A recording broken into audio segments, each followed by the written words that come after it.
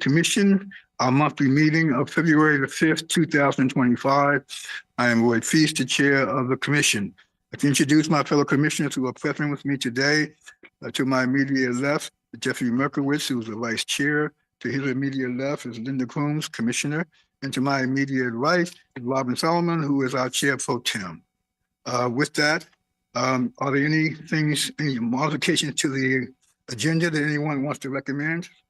If not, we will proceed with the agenda as is outlined. And the first item to come before us is our community forum. Madam President, do we have anyone that's going to make a presentation as part of the community forum today? Yes, I do understand that we have an individual who'd like to speak to the commission, Ms. Nickelberry, and should be joining us virtually.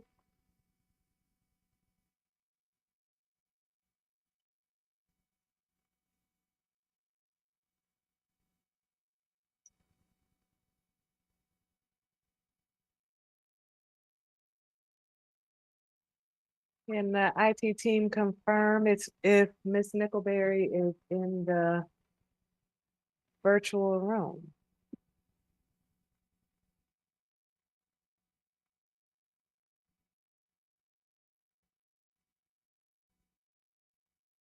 Right. She is in, and they are pinning her right now. If we could please hold.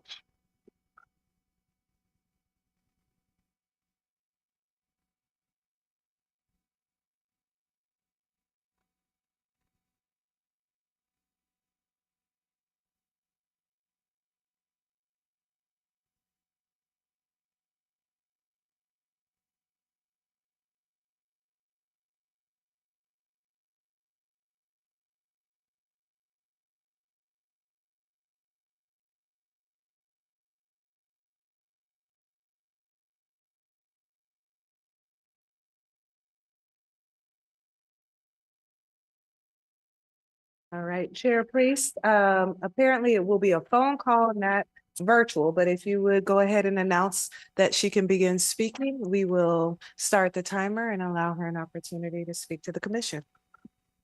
Hello, this is Roy Priest. I am asking for Ms. Nickelberry to speak. How are you doing today? Fine. That's good. The reason I asked to speak is that my mother submitted an application to be placed on a voucher list several years ago. It's my understanding that her name was selected sometime in 2015 or 2017. That number changes depending on who you're talking to. And for whatever the reason, she was never notified. Never notified, despite the fact that, she inquired, despite the fact that her husband was down at the office several times.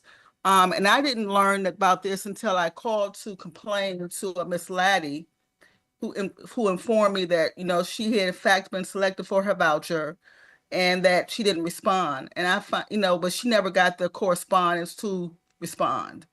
They said it was mailed. It was never received. There were too many people in the home, myself, my brother, who's her caretaker, her husband, and her aide, so there's no way that mail came from HOC to suggest that, she was selected for the voucher. They've offered her project base. She's 92 years old, getting ready to turn 93. She can't do that. She can't move. And I just feel like, the hardship, the dismissal, just the way things have been handled to suggest that she go back on a waiting list at this point, I think is counterproductive. I'm retired government. I work on the DC side of housing, so I understand. I have clients who say they get letters that come months after they were dated inside the letter. The postmark comes months later. So there was no letter sent to my mom. And I just would like the commission, I've sent several letters, which I hope you have copies of, just expressing the concern of myself and my brothers regarding my mother and how she's been handled by HOC. Thank you very much for appearing before us. I know the staff has provided us with information about the background in this matter. And I know the staff is proceeding to look into it. Let me ask you a question. You indicated, I mean, your mother currently is receiving a rent supplement and her rent Yes, program, yes, yes. and she was offered a project-based voucher, and you declined. She declined to want to do that because she does not want to move from her current location. I'm trying to understand if that's the case. A housing choice voucher would be, let's say we gave it to her today. What would I'm trying to understand how that would change the situation at all for Well, you? Sure. well, her unit, the apartment dwelling that she lives in, accepts vouchers. So she would lease in place under her voucher. I'm, I maybe ask the staff, would this in any way change her payment, her financial requirements in terms of her rent payment to be on the housing choice voucher as opposed to the current rent supplement program that she's on? Yes, the rent supplement program is a shallow subsidy program. So with a voucher, she would, and any voucher holder would pay up to 30% of their own income. Yes. So the amount that she pays right now currently for rent potentially could be lowered. Right. Individuals that are eligible with with a voucher pay up to 30% of their income yeah. towards rent. The supplement program is a shallow subsidy, and it varies in the amount, but it's not based on your income. Yeah. Okay. Ms. Nickelberry, I'm quite confident that the staff will continue to work with you on this matter with your mother to do the best thing to put her in the best advantage she has possible in terms of her financial obligations for rent. And so we will stay on top of getting a report back from the staff about this matter. And I appreciate your coming on today. Any other commissioners have any other questions? Thank you very much. Thank you. I appreciate you. Bye-bye. Thank you. Is there anyone else on the community forum? No. With that, I will turn to you for a report of the president. Thank you. Commissioners, I'm pleased to share that we are launching a new approach to our monthly report outs. We'll go through the first iteration of this and have an opportunity to get your feedback to see if this is a good approach towards reporting out. Next slide. The way that we envision reporting out on a monthly basis is to break down our 3 strategic goals. As we all know, we've agreed to focus in on expanding affordable housing in Montgomery County, enhancing the lives that we touch, and excelling as a world-class organization. This month, next slide, we will focus in on expanding affordable housing in Montgomery County. And with that, you will hear updates as it pertains to how we are advancing these strategic goals identified before you. Goal 1A, which is expand HOC's portfolio of high quality affordable housing. Goal 1B, expanding housing supply in Montgomery County. And goal 1C, which is expand and optimize rental assistance. Next slide. This slide provides a snapshot of data that will also be available on our website in March, where it demonstrates and provides context in regards to how we are advancing our various goals. As you can see, since 2023, and so this first report is a look back. It got us up to our current day, but the look back went into 2023 for our portfolio. We added 268 units. Our current pipeline and units owned is 10,936. The data that you see in regards to the number of households that are rent burdened, this is data that we get from the U.S. Census Bureau. And as you can see, it's not something that we have a direct impact on in a large way, but we do make as much of an impact as we can as it pertains to our payment standards. So we want to track this data. It is important. 32% of Montgomery County households are rent grant burden. And you also see that we continue to receive FY24. We received yet another 20 vouchers, incremental vouchers from HUD, and we are currently at 7,791 vouchers. Next slide.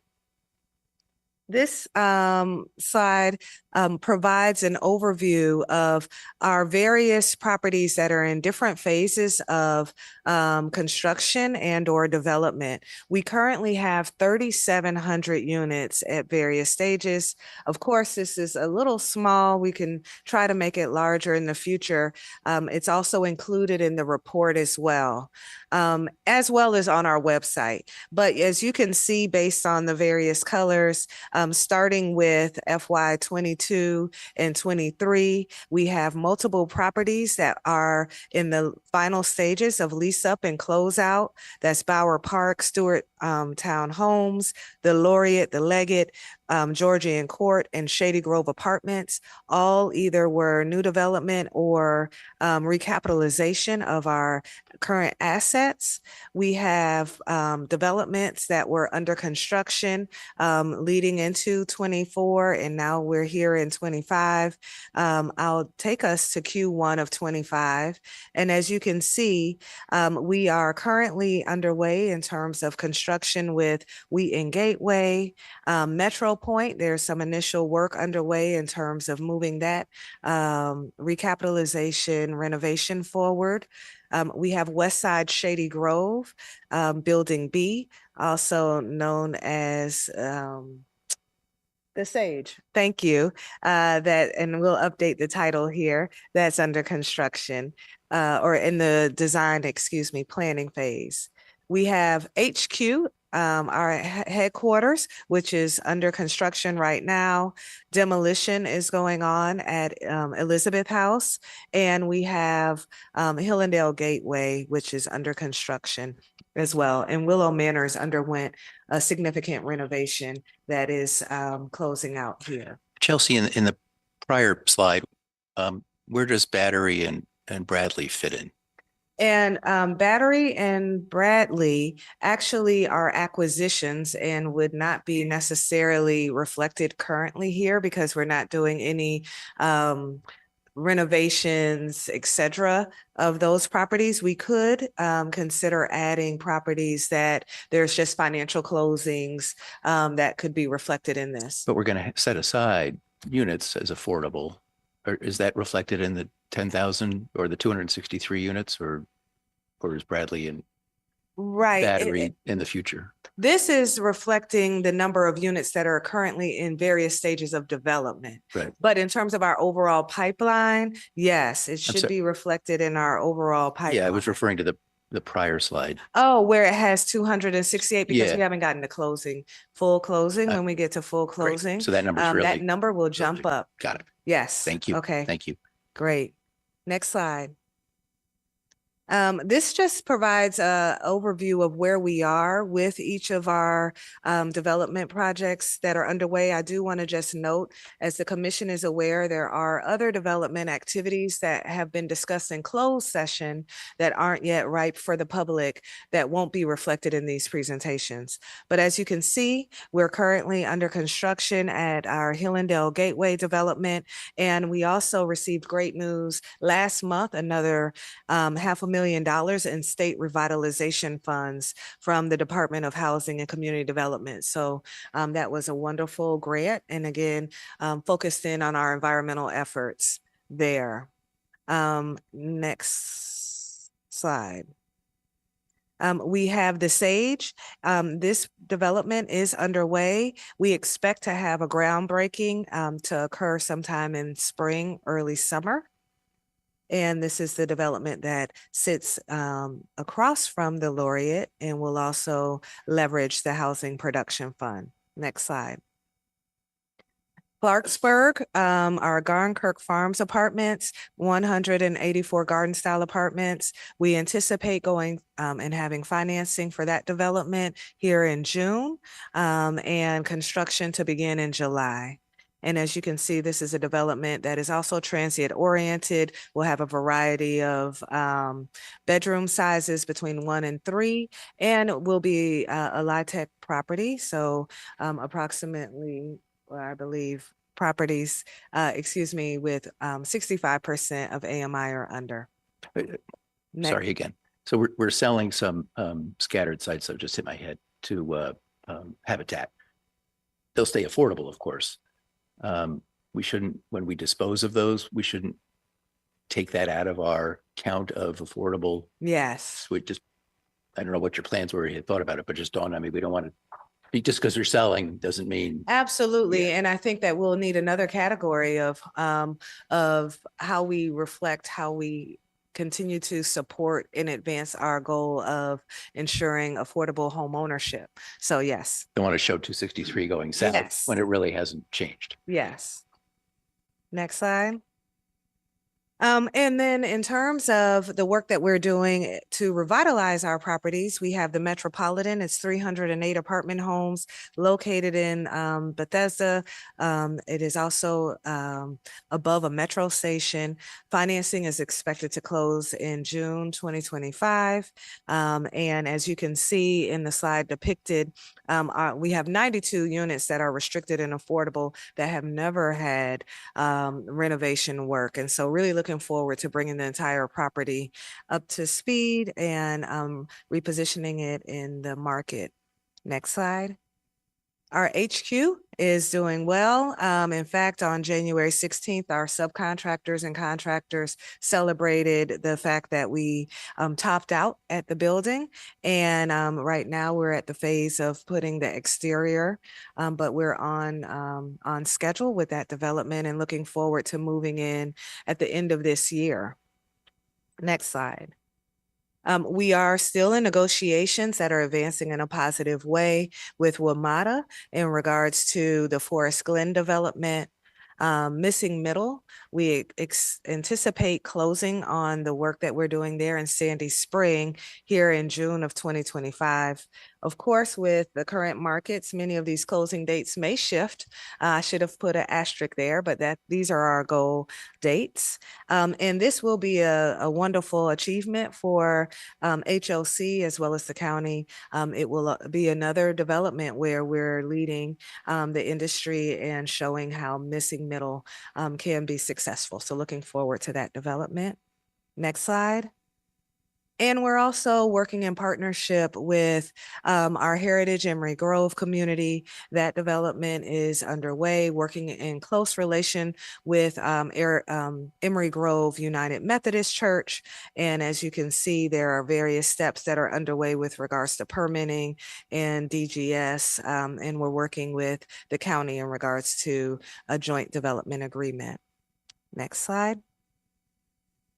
We are also in the midst of getting close to finalizing our financing of the Bethesda properties. That's Battery Lane 1 and 2, as well as Bradley Crossing. And this will ensure that we have 413 apartments that are going to be affordable forever in the Bethesda area, short distance from the metro. We anticipate that we'll be able to break ground and celebrate, even though the ground is broken, but celebrate this accomplishment sometime in the spring, early summer. Next slide. I'd like to transition us to highlight the work that's underway in our maintenance division. Our leader, Sean Asbury, Vice President of Maintenance, has really worked hard to create new partnerships as well as training opportunities. We now have a relationship with the Maryland Multi-Housing Association. It's an apprenticeship program where we'll hire graduating maintenance students at entry-level roles. And he's also going to be speaking to the incoming class tomorrow. So looking forward to that report out. Next slide. And we also have leveraged the relationship with Gilson Inspection Services to begin to perform all of the inspections at our scatter sites. This is to keep us on track and in compliance. And we're leveraging new technology with Yardi's Maintenance IQ so that we're able to quickly address and track all of our work orders. Next slide. I am not Ken Silverman, but I will provide you with this high-level legislative affairs update. And I will note that if you have questions, Ken is ready to answer them and can do so. Yeah, at the Ken, how's it going in the federal government right now? Come on up. Come on, tell us. No, I'm kidding. I'm kidding. You do have questions he's posed at the end here, but It's all your fault too. this has really been a challenging time across the nation, but definitely for our residents and in our industry. As it pertains to the federal update, our current understanding is that the freeze on federal financial assistance does not impact the voucher program or project-based rental assistance. That varied significantly on one day, and this is where we are today. We're watching this very closely. Of course, we're also monitoring the current continuing resolution that does expire on March 14th.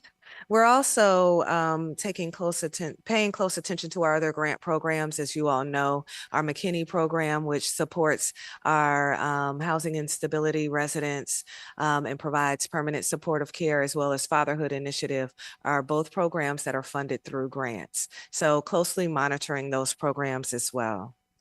On the state side, the governor is working through a three. Chelsea. Oh, So are we pulling down as much grant funding as we can? yes.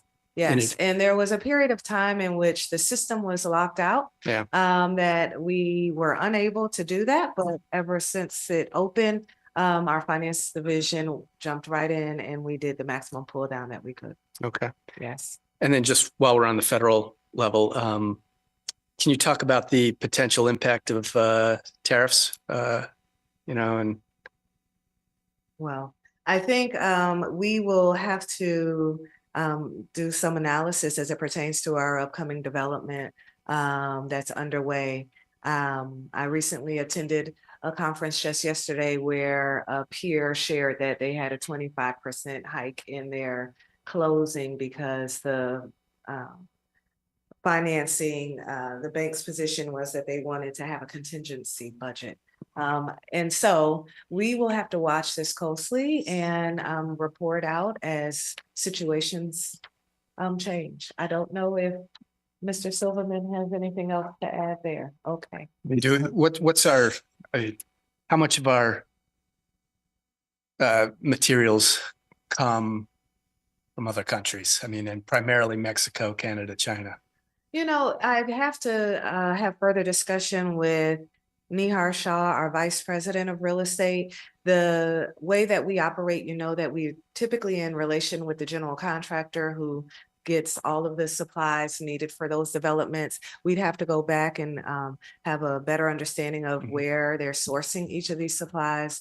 As you may recall with the Hillendale development, and it was not something we would have probably anticipated at the time, but with the impact of steel, had to change our approach there from precedent to concrete, and had to immediately come back to the commission in regards to how to address those cost fluctuations. So we'll be following this closely. Also the impact in regards to labor is something that we're monitoring as well. Do you have any Green New Deal grants? I hope not. Not that I'm aware of, but again, those are great questions I could ask. Depending on we did get assurance from the state in regards to our funding from them, and they made sure that we received all of the funding that they could provide in regards to green, the financing that we've received from Hillendale. I think, I mean, for some of those, Robin, the money's already been obligated or dispersed. Montgomery County Green Bank, I believe, already has received its award. I've had some experience that things that have been contractually signed have frozen, but you don't have enough project-based Section 8 probably to get, or FHA stuff to get Green New Deal. I'm not familiar with that. I'd have to have I a think conversation. it's probably zero, but unfortunately, There's nothing called Green New Deal, by the way. if we should just call it red, we get funded.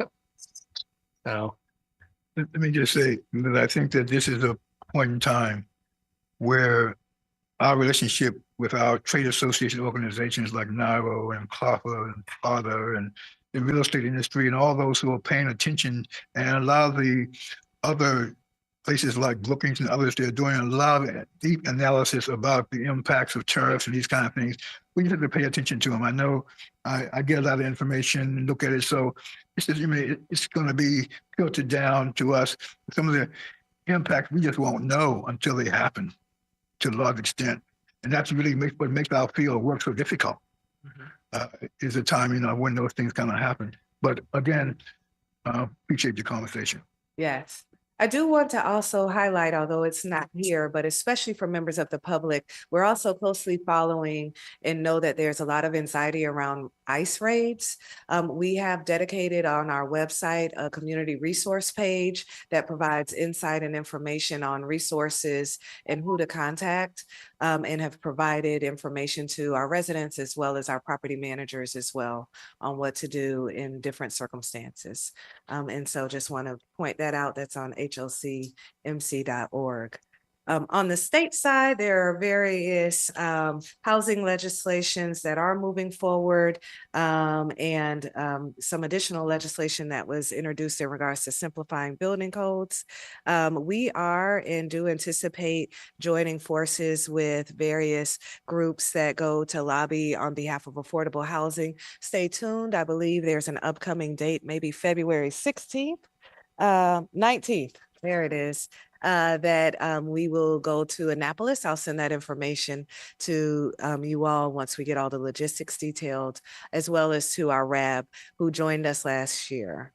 And then on the county council side, there is legislation that was recently introduced by council members Natalie Fani Gonzalez and Andrew Friedson. We have not taken a position, but definitely following any and all legislation that relates to housing. Next slide. Would it be possible for someone just to write a really quick synopsis of those two county council, just for our edification? Sometimes we bump into council people. Absolutely. Yeah, nothing elaborate, nothing, just a blurb, please. Sure, we sure will. And I know that we provided a legislative update. We will come back in and give a detail on this. When we get to the point where we believe it appropriate to get a buy-in from commission in terms of if we should take a position or not, we'll of course raise that with the commission as well. Yep, that sounds good. Next slide. Okay, here we are. Voucher program update. As you can see, we received additional stability vouchers. Utilization is at 96%. We have 86 families searching for suitable homes and 350 families that were selected from the wait list in January. I will just also share that in addition to the additional vouchers that we receive, we are undergoing a update with HUD. They've switched their system, the information system, that is resulting in our numbers fluctuating a bit in regards to our participants. So they have switched from, and you might recall many months ago, a system called PIC to a new system that they're rolling out. And so we're undergoing that reconciliation process. So that is something we're monitoring closely. All right, next slide. Rent Cafe is something that we continue to promote in regards to our voucher program. I'll also share on the public housing side. Soon we will have this available to all of our, or I should say on the residential side, we will have this available to our families as well. Family self-sufficiency, we have 339 participants, 5 graduates in the month of January with an average income of $34,125. And with resident services, we currently have next slide. We currently have 282 participants. We provided subsidies to 291 participants in over 140 properties. And as you can see, the average monthly subsidy is about $503. And we've broken down who we serve with this rent supplement program. Next slide. While we wanted to focus in on the affordable housing, expanding affordable housing, we do still always want an opportunity to share live and updated information that might be relevant that month or this month. And so next slide. I do want to just spotlight that we are really looking forward to launching our dashboard. It will be live in March. I will be sharing a link to commissioners and staff as it's currently in beta form so that we can work through any kinks before it goes live. But this is the dashboard and will be on our website where it will track our progress across our entire strategic plan and our implementation plan. Next slide. And I also just want to acknowledge and celebrate a great achievement of our finance team. This is the 16th consecutive year that the finance team received the Government Finance Officers Association of the United States and Canada, and has awarded HOC the Certificate of Achievement for Excellence in Financial Reporting. And so this is a great accomplishment for our finance team and wanted to acknowledge them and say great job. And with that, next slide. Thank you. I open for questions. If there are there members of the finance staff who are here now? If you all could stand up for a minute. You're the only one? We at least want to acknowledge you, okay?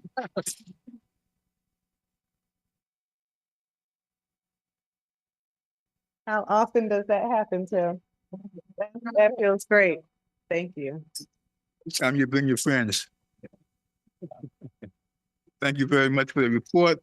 Thank you very much for the report format change that you are making here. I think this is very informative to us in terms of what's going on relative to our work that we do. I also want to just acknowledge the fact that the report format for the monthly meetings, which I found it very interesting. I enjoyed it. I liked it. So thanks for that as well. So any other questions? You have asked all of those. We can proceed with the next order of business.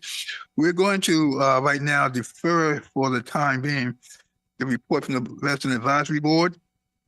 The Vice President is supposed to be coming soon, so we'll try to see if we can't get him into the agenda when he arrives. With that, I'll move to the Commissioner Exchange. Any items for the Commissioner Exchange? Okay. The next item on the agenda is approval of minutes.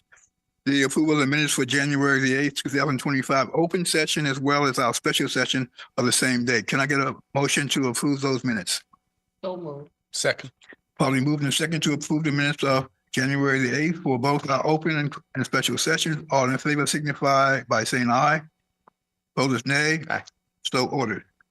The next item, we go into our committee reports. The first report comes from our Development and Finance Committee, chaired by Commissioner Mikowitz. Thank you. And I think the only item on our agenda from the committee this month is related to selecting a general contractor for the renovation of a number of our scattered site properties. And I will turn it over to President Andrews for discussion. Yes, thank you. Commissioners, as you know, we're fortunate to have a wonderful relationship with the county where they provide resource to us to address some of our in need scattered sites. These are properties where the operating income for the sites is not significant enough to address the capital needs. And so we have an annual allocation of funding to do renovations. Our team, our real estate team, works to determine what the scope of work for those renovations should look like and to procure contractors to ultimately bring these units that we have back online. I will turn it over to Kim King, our project manager, as well as Ellen Goff, our real estate operations manager, to provide additional details. Good afternoon, commissioners. For the record, my name is Kimberly King, a project manager here at HOC in the Real Estate Development Division. HOC owns and manages over 1,600 scattered site units throughout Montgomery County under 24 different ownership entities, which consist of 240 homeowners associations. A majority of the units initially purchased over the years under the moderately priced dwelling unit program, they're in need of renovation in order for us to keep serving eligible households. In accordance to HOC their procurement policy on October 15, 2024. We sent out an invitation of bid number 2479 for the scattered site units renovations, with bids due back on December 4th of 2024. The 18 units selected for this solicitation have not had any significant updates since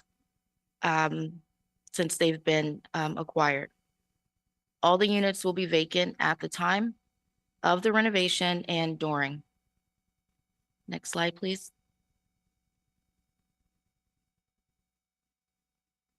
HOC receives 1.25 million annually from the County Improvement Program as supplemental funds for deeply subsidized HOC and affiliate-owned improvements.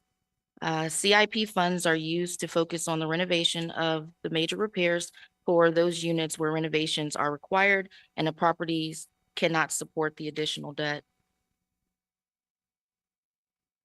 The staff is requesting that the commission approves. The staff is requesting that the commission approves the commission has already approved fiscal year 25 CIP funding, including the funding for the deeply subsidized unit renovations. Next slide, please. Here are a few of the unit locations, as you can see on the map, located throughout Montgomery County. Next slide, please. So HOC received 7 responses to our IFB issued back in October. The staff recommended 6 firms met the minimum qualification as outlined in the presentation. The scope of work is going to consist of interior renovations and exterior renovations as well. Next slide, please. Here are some examples of the scope of work. We like to keep things light kind replacements for the scope, and there are some pictures of some previously renovated units. Next slide, please.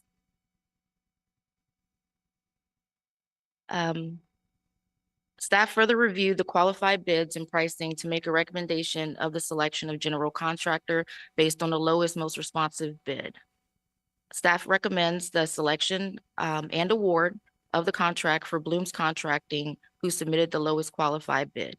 So our recommendations to the commission are to select Bloom's Contracting as the general contractor for the renovation of 18 scattered site units and pursuant to IFB 2479, and also authorize the president and executive director to negotiate and execute a contract with Bloom's Contracting for the total bid amount of $1,757,723.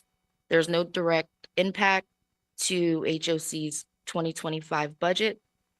The funding will come from the county improvement funding. Thank you. We're happy to answer any questions in regards to the scattered sites. I'll just say that it will be great to get these units back in circulation. And Yes, I know sir. we've got additional funds. And so we'll also look forward to, moving forward with additional renovations. Are there any, this was an item that was discussed at the committee level and was supported by the committee. Are there any questions from Any the have asked this commission? I just committee, have but one. Oh, go ahead. Andy. Oh. I have just one. These places are empty now, right? Yes. They're empty. Okay, that's what I wanted. That's it. I forgot if I asked this already last time. Do you have a plan after renovation to keep it in the portfolio, to sell it, to Habitat, to any, or you haven't gotten that far yet? These are units that will remain in our portfolio. They will be rented out.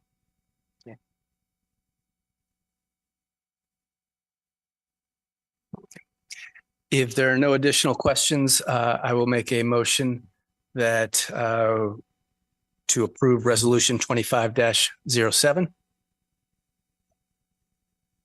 Been probably moved and seconded to approve resolution 2507. All those in favor of the motion signify by saying aye. Aye. Aye. Opposers, nay. Motion carried unanimously. Thank you very much. Thank you. Thank you. There are no other committee actions required for this agenda. So we will move to the next item on the agenda, which is in fact under our deliberation and action agenda, which is related to our single-family lending for approval of a new participating lender. for our single-family mortgage purchase program. I'll turn to President Andrews. Yes, thank you, commissioners. This is a standard housekeeping item that we present to the commission whenever there is either a new participating lender or a shift in ownership for one of our lenders, and that's the scenario here. I will turn it over to Michael Somerville, our Vice President of Mortgage Finance, to provide you with this presentation. Great. Thank you, President Andrews. Good afternoon, commissioners. For the record, my name is Michael Somerville, Vice President of Mortgage Finance at the Housing Opportunities Commission. We have approved the continuous new lender participation in the solicitation of single-family mortgage purchase program participants. Over the years, we've approved 36 lenders into the program, and through either attrition or withdrawals from the program, we're currently listing 30 active participants in the MPP program. The criteria for a lender's participation in the MPP are the lender is not a mortgage broker and can close loans in its own name. The lender is approved to do business with Freddie Mac and or Fannie Mae, or the lender is an approved FHA originating lender. In addition, new lenders are also required to be approved by U.S. Bank NA, which is HOC's master servicer for mortgage-backed security program. Only approved MPP lenders can access the county's revolving county closing cost assistance program and other special closing cost programs. Luminant Home Loans is an approved MPP lender and is being consolidated into Luminant Bank with an effective date of February 18, 2025.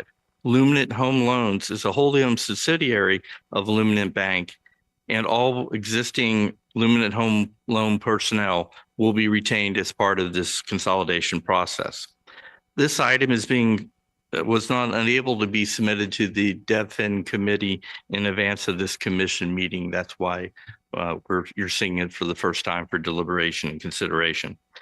Therefore, the staff is requesting the commission's deliberation and approval regarding adding Luminant Bank as a new MPP participating lender. This concludes my prepared remarks, and I open it up for any questions that you may have. Any questions from members of the commission? Seeing none, we get a motion to approve resolution 25-08. So moved. Been probably moved and seconded to approve resolution 25-28. All in favor? 08. Signify by saying aye. Aye. Opposed, nay. Motion carried unanimously. Thank you. The next item to come before us is the authorization to adopt a new policy for the administration of the Housing Trust Voucher Payment Standards in regard to PHI Notice 2024-34. I know this matter was presented for a public hearing, and I sat through that particular hearing. So I'm going to turn to you, President Andrews. Yes, thank you, commissioners. As outlined in this memo, we're taking steps to ensure that we're compliant with HUD PIH Notice 2024-34. It provides guidance in regards to how we handle payment standards. There are portions of this notice that are optional and other sections where we must apply the methodology that they've set out. As you'll see in the memo, we have been provided guidance from HUD in regards to how we must handle increases in payment standards. However, there's discretion afforded to the housing authority in regards to how we would handle a decrease in the payment standard. I will note that it has, and of course the team will share more, but it's been quite some time since rent has gone down.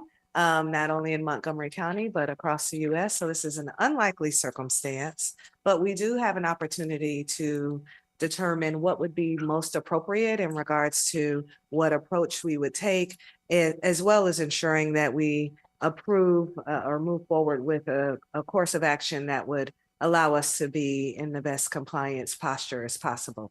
And as the memo does reflect, the RAB hasn't appeared yet, but I do want to be transparent and share that we did present this item to the RAB, and there was a difference of opinion in regards to the recommendation to advance.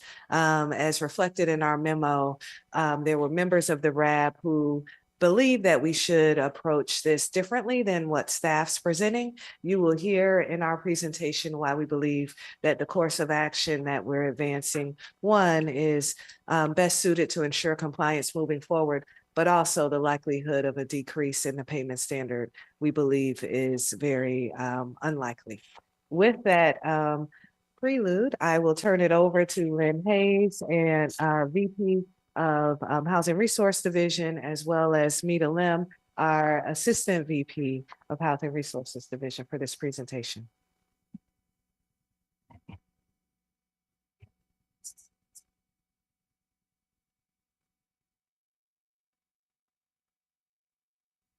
Thank you. Right, thank you. Good afternoon, good evening, commissioners. My name is, for the record, my name is Mita Lim. I'm the Assistant Vice President for the Housing Resources Division here at the Housing Opportunities Commission. I am here today to request the authorization to adopt a new policy for the administration of the Housing Choice Voucher payment standards. On September 30th, 2024, HUD published PIH Notice 2024-34. This notice incorporates regulatory and policy guidance on the administration of the Housing Choice Voucher payment standards. The notice stipulates that HOC must adopt a policy for the implementation for decreases in the voucher payment standards. So therefore, HOC must adopt one of three options. The first option is hold harmless. This is where the PHA may choose not to reduce the payment standard as long as the family is residing in their current unit. The second option is the gradual reduction. This is where the PHA may gradually reduce the payment standard amount used to calculate the family subsidy, phasing in the reduction. The initial reduction in payment standard could not take place earlier than 2 years following the effective date of the increase. The final option, which is the third option, is 2 years after the effective date. Upon proper notification to the family, the PHA may choose to reduce the payment standard amount used to calculate the subsidy no earlier than 2 years following the effective date of the decrease. Staff recommends that HOC selects the 2 years after effective date.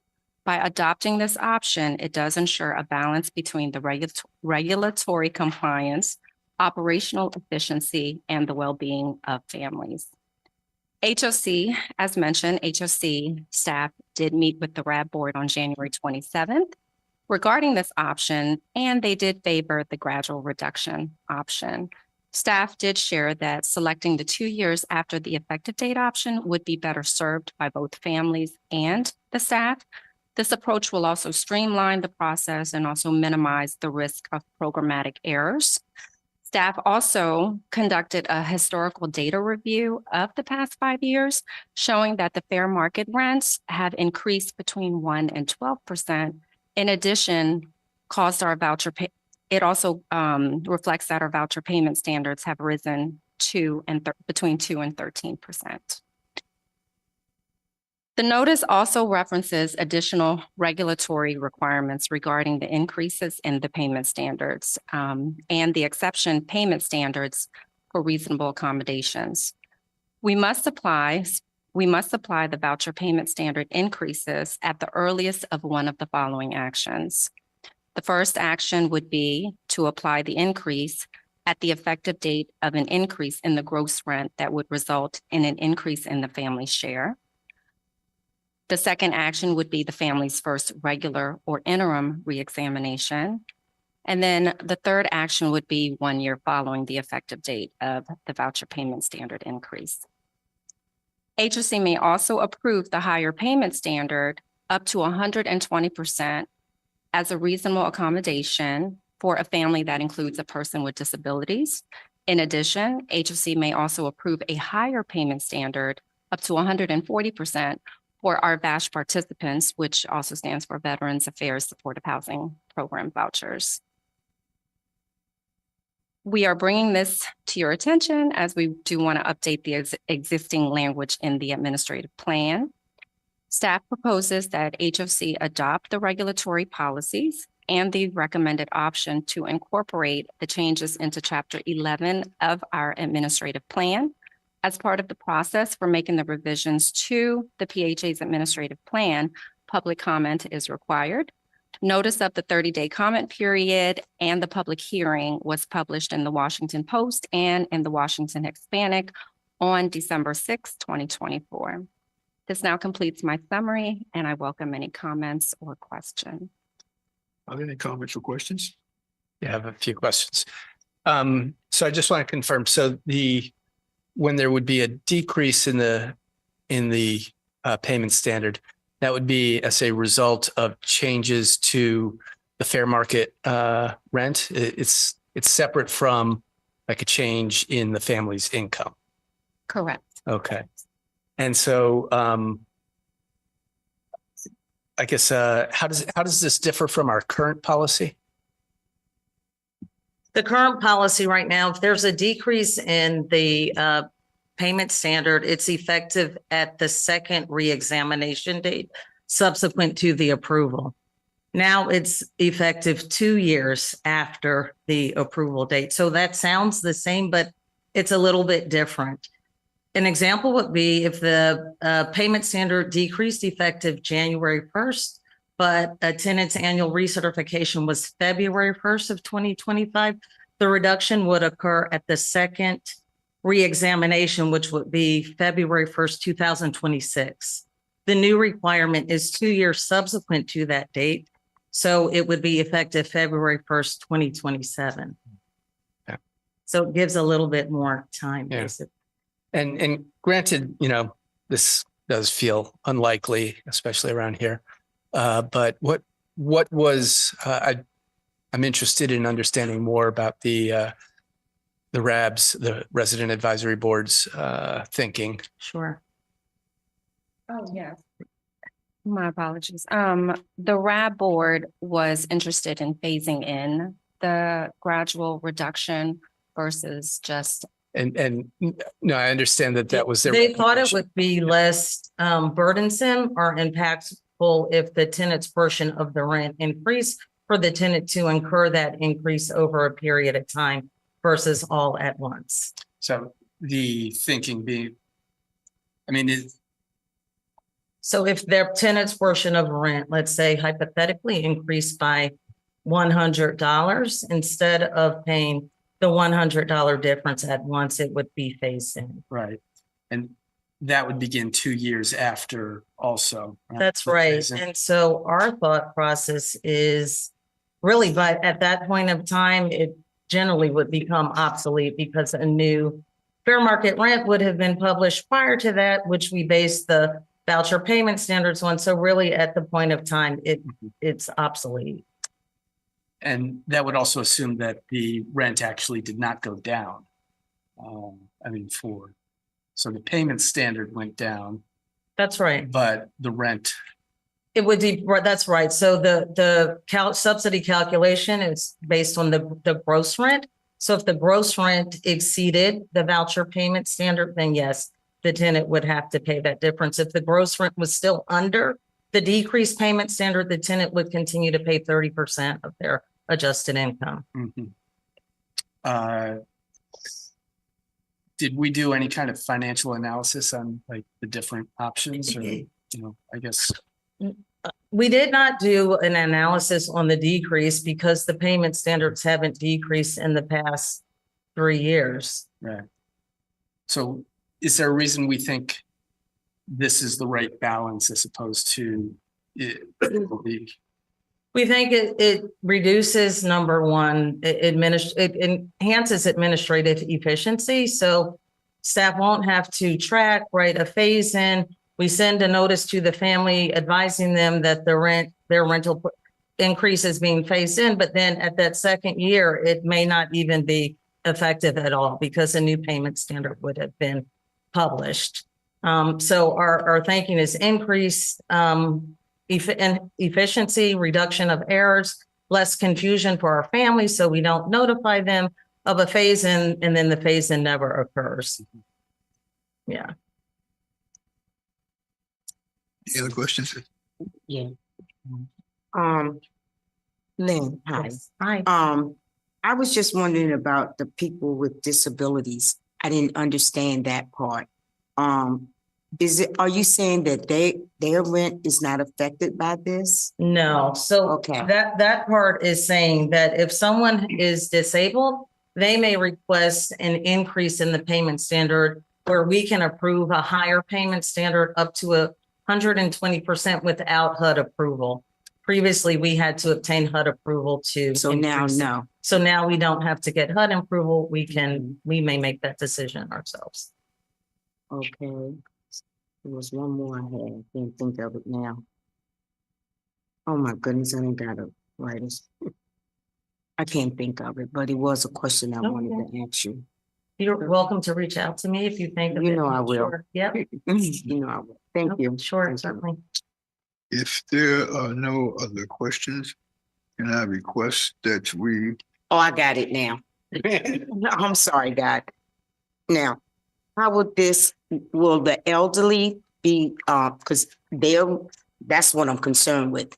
Now, with this standard, how would the elderly, because we know that they get the rent once a month and a lot of them pay the rent. So what I want to know is how would they know with this increase? Do they have somebody that would tell them that it's now the rent is getting ready to go up?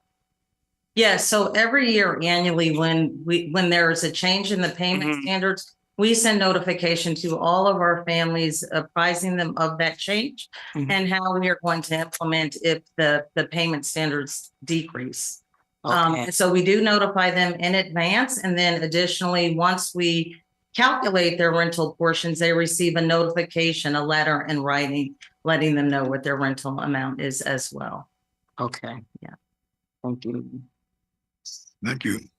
No other questions? Can I get a motion to approve resolution 25-09? So moved. Probably moved and seconded to approve resolution 2509. What I'll do right now is defer the final vote on it because I see that the representative from the Resident Advisory Board has come in. We are in the fact of, so we're in the process right now of getting ready to approve resolution 24-09, which deals with the matter that's brought before you all for discussion. I just want, if you have anything you want to say, the staff has presented the point of view that you all have taken relative to the different options, relative to making one that is a phased in as opposed to 2 years. Do you want to speak to that at all?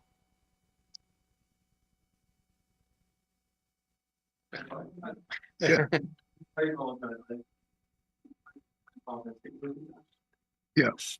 What I'm asking is that you're representing the Resident Advisory Board tonight. The action that we are considering right now has to do with revisions to our regulations dealing with our phase-in of, I think it's increases to decreases to voucher payment standard. And the staff has made one recommendation to us that it be done every 2 years. We understand that the lab board recommended that it be done on a phase-in basis. And so they've explained the differences and whatnot. And so we are proposed to take an action. I just want to provide you with the opportunity. If you want to say anything, you do it now. Yes.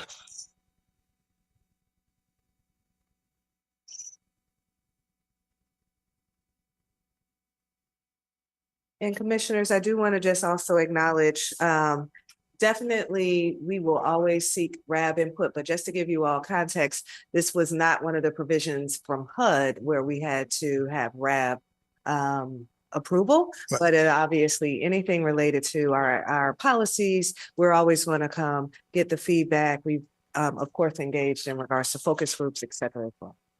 Thank you. Again, my name is Adam Pinchuk. I'm Vice President of the Resident Advisory Board. Sorry for that momentary lapse. A minute ago, I just walked in. I appreciate the opportunity to speak today about the recommendation for the HUD PIH Notice 2024-34. The presentation made by Vice President Meta Lim and Vice President Lynn Hayes was very comprehensive.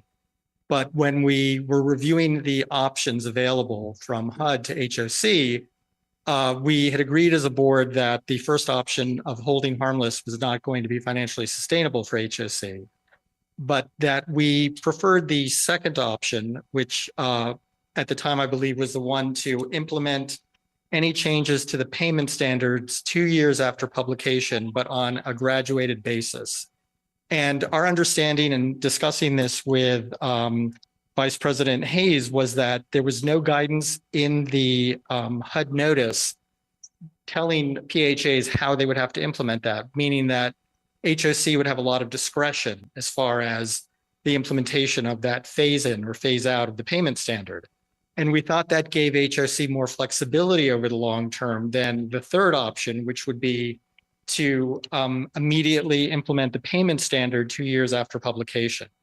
And so we were emphasizing to the representatives who came to speak to us that we just really wanted to give tenants and staff the opportunity to have as much flexibility in a situation where the payment standards were going to go down, and that might increase the amount the tenant would have to pay, or maybe they would have to move to a less expensive apartment if the payment standard or if their rent exceeded the new payment standard. So we felt very strongly about that at the time.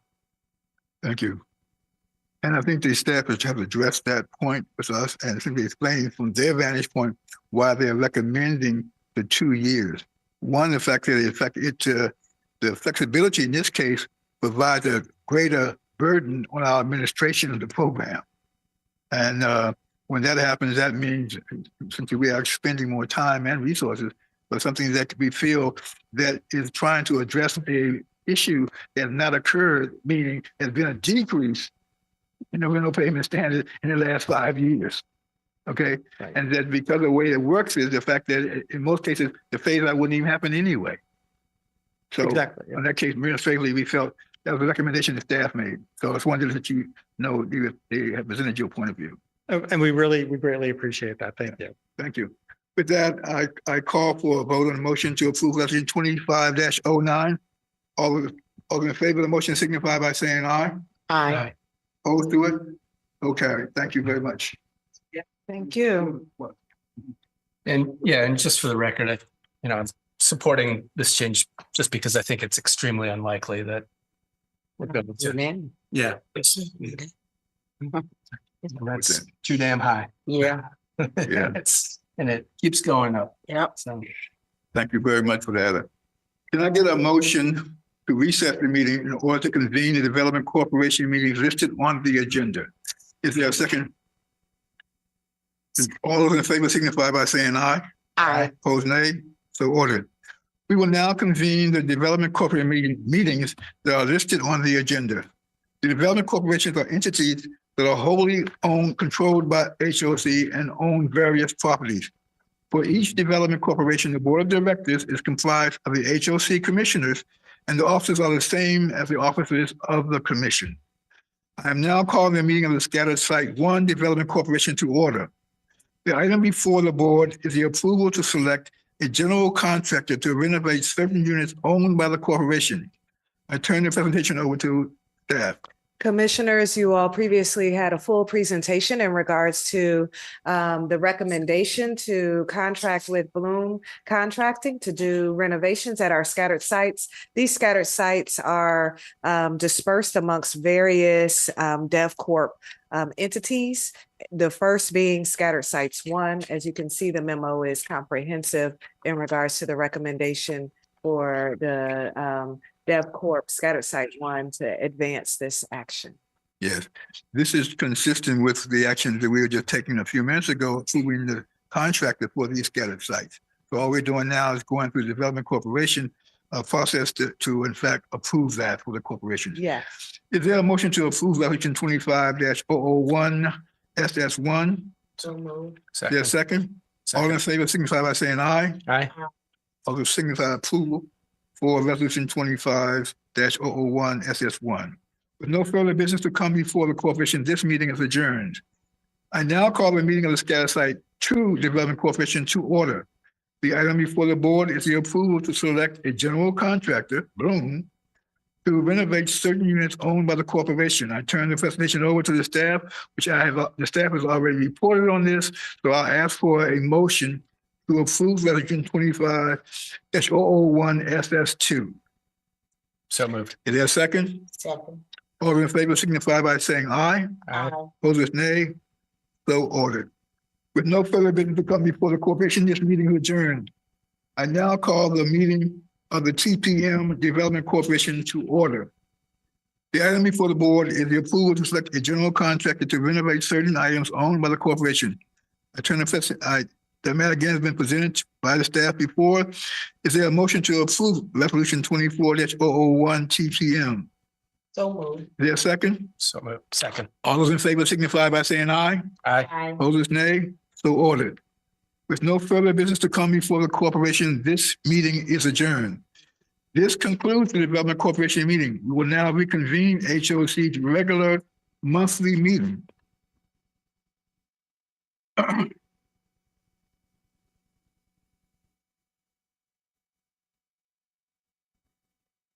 Pursuant to sections 3-305B and D of the General Provisions Article of the Annotated Code of Maryland, I move to adopt the written closing statements dated February the 5th, 2025, and to adjourn this open session to a closed session to discuss the ongoing litigations at Westwood Towers Apartments.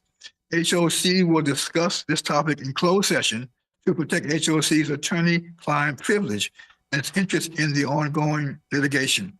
The statutory exceptions that allow this discussion to be closed are sections 3-305B, 7, B8, and B13. If a member of the public that is watching this meeting in real time on the YouTube wishes to object to the closed meeting, please comment in the YouTube chat box or contact HOC General Counsel. Instructions can be found in the Open Meetings Act objection procedures, which is posted on HOC's website. Do I have a second? Probably moved in second. All in favor? Signify by saying aye. Aye. We are now going into a closed session. Let me say to those of you all who are watching us on YouTube that we will have this closed session and come back in and convene back into our regular meeting. So this is the time for you to get a Pepsi or a Coke and take a snack. We'll be back with you in a few minutes. With that.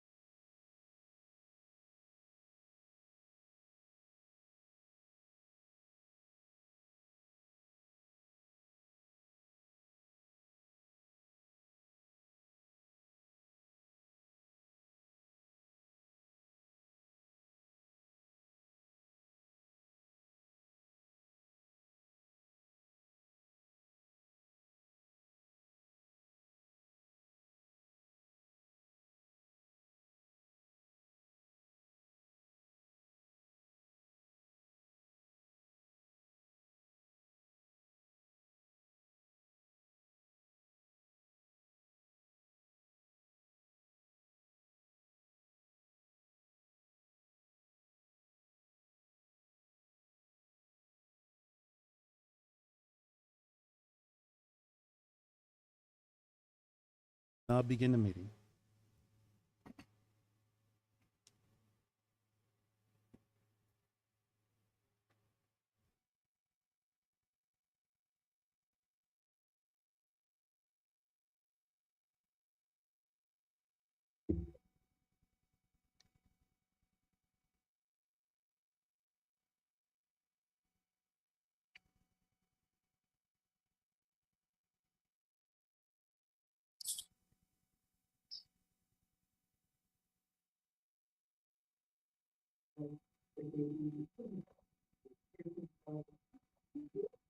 You're muted. Oh, okay. I have been muted. I'm gonna start again. Look, welcome you back to our open meeting. We're going to present discussion about the approval of an emergency procurement for the replacement of a property boiler system at our Westwood Towers property. I will turn the matter over to our president. Thank you, commissioners. This is an item where we're seeking support to move forward with a boiler replacement at Westwood Towers. I will turn it over to our asset manager who is leading this, Aaron Smith, for the briefing. Thank you, President Andrews. Good evening, commissioners. For the record, my name is Aaron Smith, asset manager in the asset management division. Today, I'll be requesting approval for the emergency replacement of the boilers at Westwood Tower. Next slide. Westwood Tower Apartments is a 212 unit high-rise building located in Bethesda, Maryland, constructed in 1968, substantially renovated in 1996. It has 154 market rate units, 58 affordable units. The property began experiencing failures with its original heating boilers in toward the end of 2024.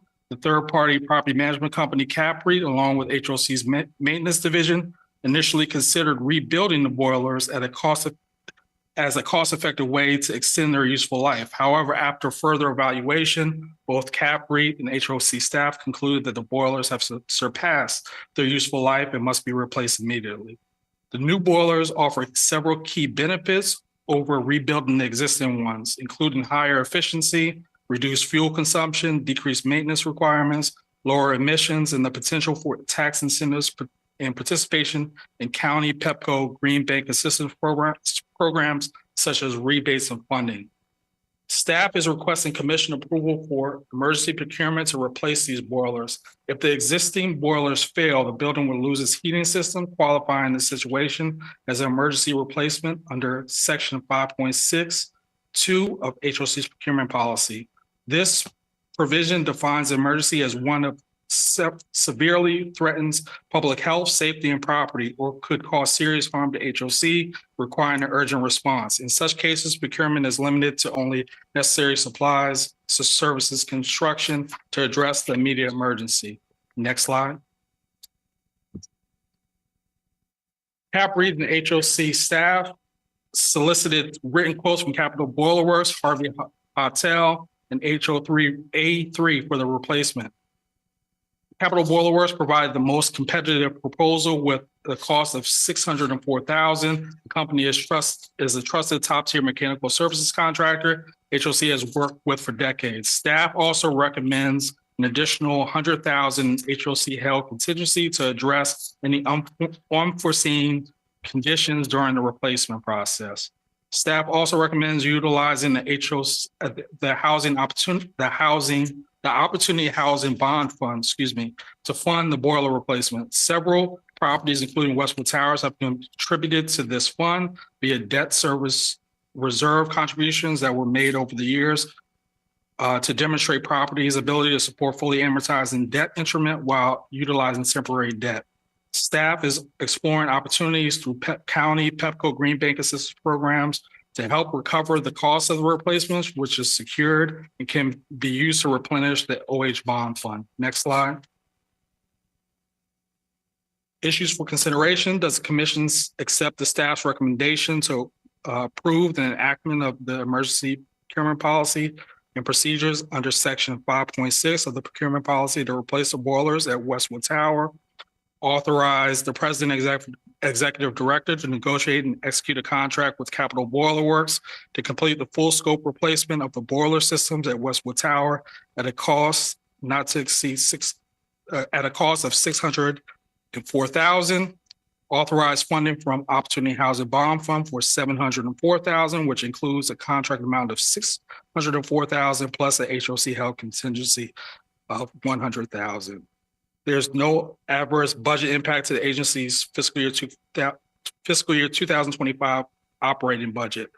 The cost of the work will be funded by the OH Bond Fund, as mentioned earlier, which has a sufficient available balance to fund this request. This is the end of my presentation. Do you have any questions? Are there any questions? How did we come to the contingency number? That seems higher than our usual contingency. We spoke to our third-party manager and our maintenance division. They felt that was a sufficient number to set for contingency, just for any unforeseen costs related to this replacement. I would just say, having had some experience with having to replace a boiler system in a multifamily building, it's been in place for a long time. There are conditions that exist there that are totally unforeseen to the naked eye. And so, in fact, being prepared to deal with those, to give you sufficient financial cushion to be able to do that work without having to come back to the commission again for it, certainly I would support that. Yeah, no, I'm not disagreeing with the idea of a contingency. It just seems like much higher than the usual contingency. So, okay. Is this the first time that Westwood Towers is getting a boiler? It's original. It is. Heating boilers, yeah. It's been in place since '68. Or it was replaced in No, '68? that's the original. It's the original one still. Okay. If there's no other. I have a question just about the resolution. And there's like a bunch of language in there that I don't think we usually have in our resolution. So I was just curious what was going on there, the sort of the confirmation of prior acts and the repeal of inconsistent resolutions. So, good evening, Commissioners. For the record, I'm Kay Brown, Senior Executive Vice President. So this resolution reflects the fact that we are likely to issue governmental bonds. When we're issuing governmental bonds, we typically include a reimbursement resolution. And so this is precisely for tax law purposes, so that once we do that, we're able to reimburse the commission for all expenditures incurred for this project without any concerns.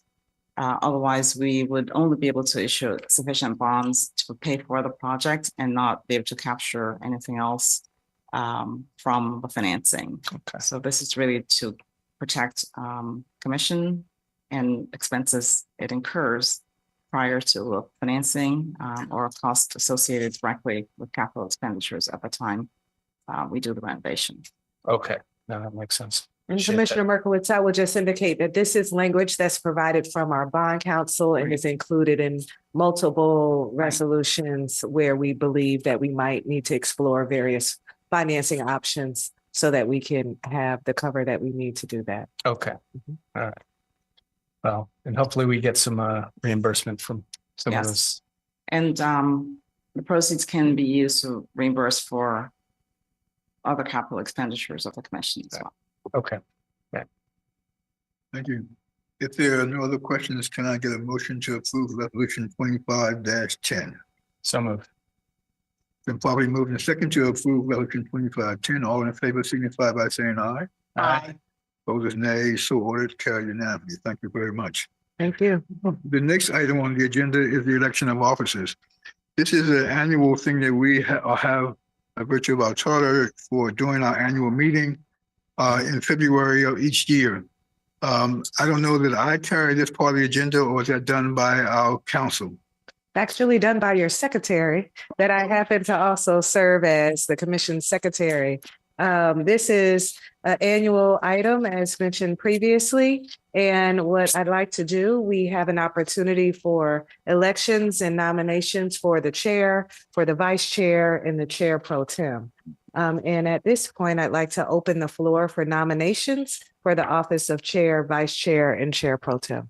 Madam President, what I'd like to do, given the status of where we are right now in terms of the transition that's going to occur because of new board members that will be coming on very soon, and the leadership that needs to be given, I would like to make a motion that we retain the current structure of our commissions in terms of our officers of being Chair, Vice Chair, and Chair Pro Tem. I'd like to offer that motion. Second. All in favor? Aye. Aye. Any opposed? I also like to make a motion to approve the continuation of our president as the Secretary Treasurer for the commission. Thank you. This was an easy job. Thank you so much and congratulations. Yes. Thank you. Do we need to vote on that? No. Okay. Thank you. Thanks.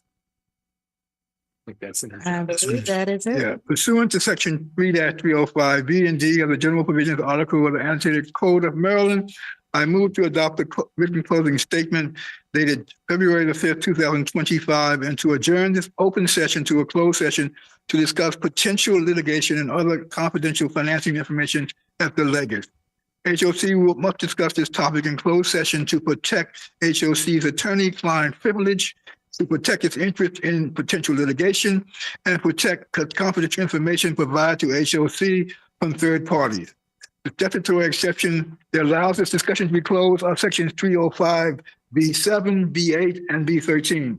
If a member of the public that's watching this meeting in real time on the YouTube wishes to object to the closed meeting, please comment in the YouTube chat box or contact HOC's general counsel. Instructions can be found in the Open Meetings Act objection procedures, which is posted on HOC's website. Do I have a second? Second. The party moving and seconded to us to enter into a closed meeting. All in favor signify by saying aye. Aye. Opposed, nay, so ordered. Thank I'd you. also advise those on who are watching us on YouTube that there will be no other meeting to come before the commission after this meeting, at which point in time the meeting will be adjourned. So I just said, thank you for your participation, and we'll look to see you in the month of March. Yes, thank you.